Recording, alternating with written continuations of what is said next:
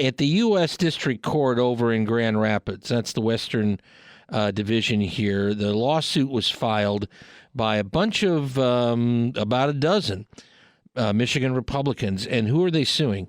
Secretary of State Jocelyn Benson. At issue here is, of course, the new redistricting commission. Not the actual law itself, that we're going to have a commission and we're going to redraw the map, but the process in which some people are either picked or rather excluded here from being part of this new redistricting commission. Lead plaintiff, got him on the other end of our line, Tony Daunt, who heads up the Michigan Freedom Fund. He's with us right now. Morning, Tony. Good morning, Dave. Thanks for having me. Thanks for being here. All right. Why the lawsuit? Why do you feel like, because some headlines say, Michigan GOP not happy with gerrymandering outcome. That's why okay. But this seems like you've picked a real particular angle of this new law to attack. Absolutely. And you did a really nice job there at the beginning, laying out kind of what the commission does and the reason for this lawsuit. And very fundamentally, every American citizen, therefore every Michigan citizen, is entitled to First Amendment protections, which freedom of speech, religion, association, assembly, and 14th Amendment protections, which is, equal protection under the law. And this commission, as it's set up, and the way the selection process is handled, and the people who are excluded from serving, are fundamental violations of these constitutional rights and protections. And therefore, we think that as a result, the commission process should halt and ultimately be thrown out, because as you look at it from if the ingredients to baking a cake are poisoned, or even one of those ingredients to baking a cake are poisoned, you can't bake the cake. Okay. And these violations are poisonous. So I would guess that what you're trying to push here with a legal point in federal court would also apply with Democrats as well, that if you were to prevail with this, they would have the ability to get, people on, who have served in office, who are, family members of those in politics. They'd be able to do that as opposed to just say, yeah, I identify that way. They'd be able to go the extra. Am I off base there?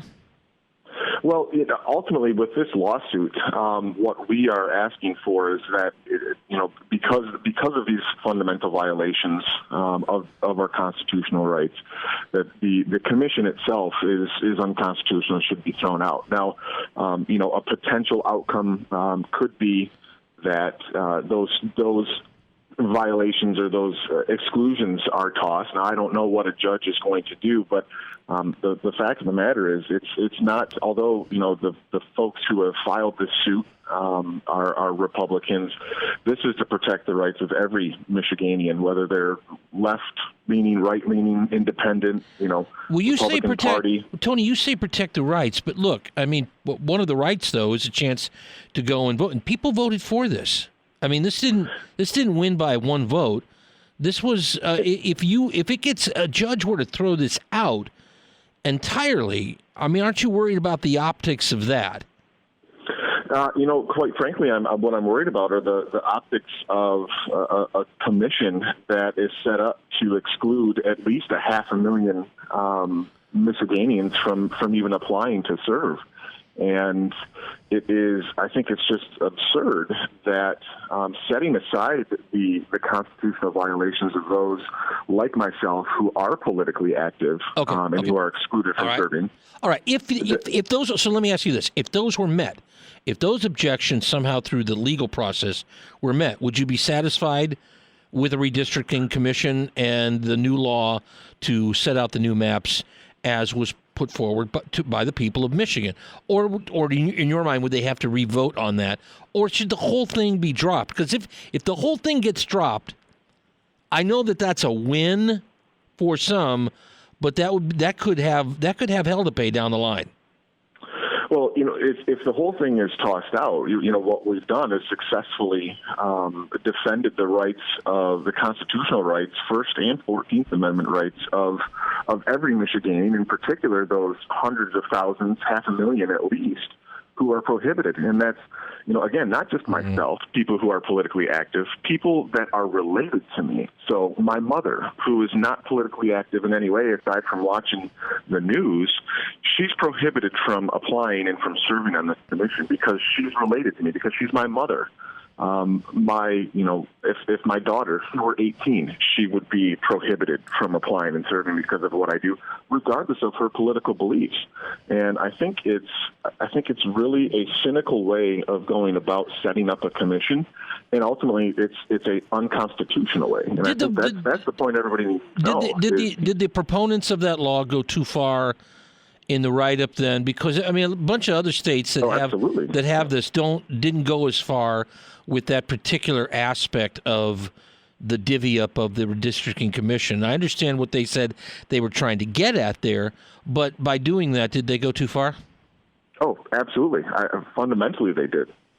They've excluded people by virtue of their engagement in the civic process, in the political process, which is something that is protected for every American citizen under the First Amendment. That you can engage in the political process, you can speak your mind without punishment from the government, and that's what this is. This is a constitutional amendment to the Michigan Constitution that violates those fundamental rights of freedom of assembly and association, freedom of speech, and equal protection under the law. Now you're with the Michigan Freedom Fund, but you're on the file here representing yourself, right? Indeed, yes. Okay.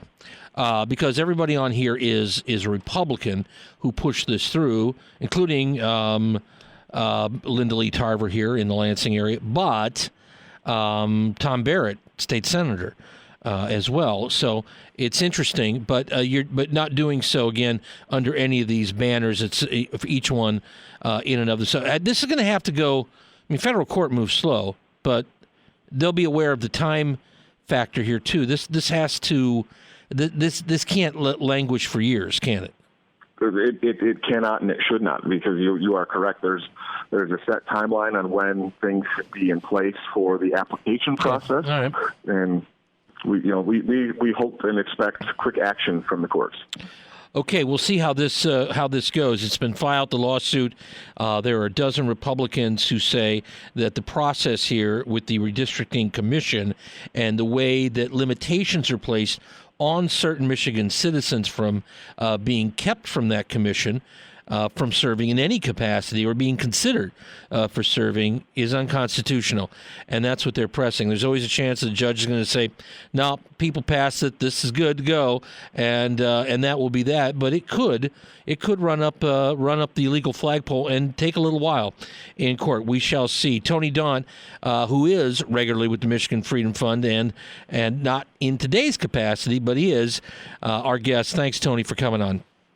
You bet. Thanks for having me, Dave. All right. You bet.